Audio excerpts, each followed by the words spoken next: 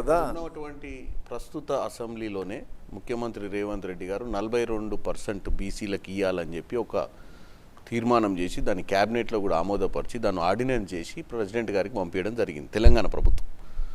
ఎందుకంటే ఇది రాహుల్ గాంధీ గారు భారతదేశ వ్యాప్తంగా భారత్ జోడో యాత్ర చేసేటప్పుడు ఎంత జనాభా ఉంటే వాళ్ళకి అంత హక్కు ఉండాలన్న ఒక ఉద్దేశంతో కాస్ట్ సెన్సస్ చేసినప్పుడు ఏ కులానికి ఎంత ఇప్పుడు ఏదైతే పర్సంటేజెస్ మనం మాట్లాడుతున్నామో ఎస్టీ ఎస్సీల గతంలో ఉన్నటువంటి ఇప్పుడు మహిళలకు కూడా 33 వస్తుంది కాబట్టి ఏ కులానికి ఎంత పర్సంటేజ్ ఆఫ్ ఇంపార్టెన్స్ ఇవ్వాలన్నప్పుడు 42% అనే అంశం మన దగ్గర తెలంగాణలో మొట్టమొదటిసారిగా దీన్ని అన్ని రకాలుగా ఆమోదించి ఇప్పుడు ఇది ప్రస్తుతం ప్రెసిడెంట్ గవర్నర్ గారి దగ్గర ఉన్నట్టుంది. ఇప్పుడు సార్ అన్నట్టు రవి గారు అన్నట్టు ఇప్పుడే డిలిమిటేషన్ అవుతుంది. ఇది ఎప్పుడో మహిళా రిజర్వేషన్ బిల్లు అటు 1970 ఎప్పుడు 1996 కంటే ముందు రాజీవ్ గాంధీ గారు అప్పటి నుంచి మొదలు పెడితే ఇది 2026లో మనం దీన్ని కన్క్లూజన్కి వచ్చినాం.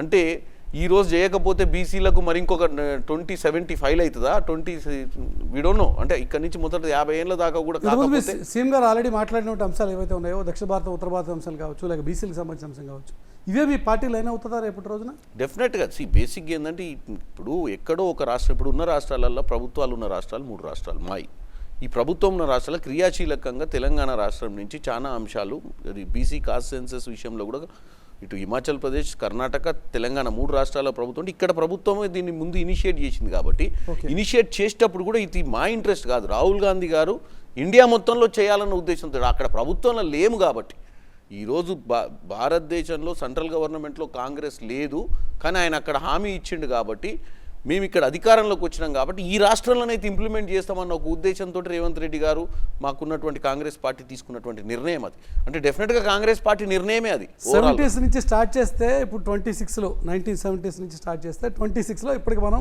దీన్ని కదిలిచ్చే పరిస్థితి వచ్చింది. మహిళా రిజర్వేషన్కి సంబంధించిన వ్యవహారం డీలిమిటేషన్ అందులో కొంత మహిళల వరకు న్యాయం జరుగుతుంది. బీసీలకి న్యాయం జరగాల్సిన అవసరం ఇప్పుడు కాకపోతే మరి ఎప్పుడు అనేటువంటి చర్చ రేపటి రోజున పార్లమెంట్లో వస్తే పార్టీలుగా విడిపోయేటువంటి ఆస్కారం ఉంటుందా వినోద్ గారు? అంటే ఇప్పుడు మోడీ గారు ఉన్నటువంటి ఇది మెజారిటీ ప్రభుత్వం వారిది ఉంది, వారు తీసుకురావాలి. డెఫినెట్గా యాజ్ అ పొలిటికల్ పార్టీస్లో మా ఒపీనియన్ మేము ఎక్స్ప్రెస్ చేస్తాము. మొన్న క్యాబినెట్లో మాత్రము బీసీలకు రిజర్వేషన్లు అనేది చర్చ అయితే లేదు, అది చాలా స్పష్టంగా మనకు పత్రికల ద్వారా తెలిసింది. కాబట్టి పొలిటికల్ పార్టీస్ డెఫినెట్గా పార్లమెంట్లో ఎక్స్ప్రెస్ చేస్తాయి ఇది ఉండాలని చెప్పి. ఇప్పుడు అడగంది అభయన భూ పెట్టదని తెలుగులో సామెత ఉన్నది, అడగాలి కదా, డెఫినెట్గా డిమాండ్ చేస్తారు. ఆ చర్చ జరుగుతుంది, నా దృష్టిలో డెఫినెట్గా చర్చ జరుగుతుంది, జరగకుండా అయితే ఉండదు, డెఫినెట్గా జరుగుతుంది. బీసీలకు రిజర్వేషన్ కోట పెట్టాలనేది చర్చ జరుగుతుంది. రవి గారు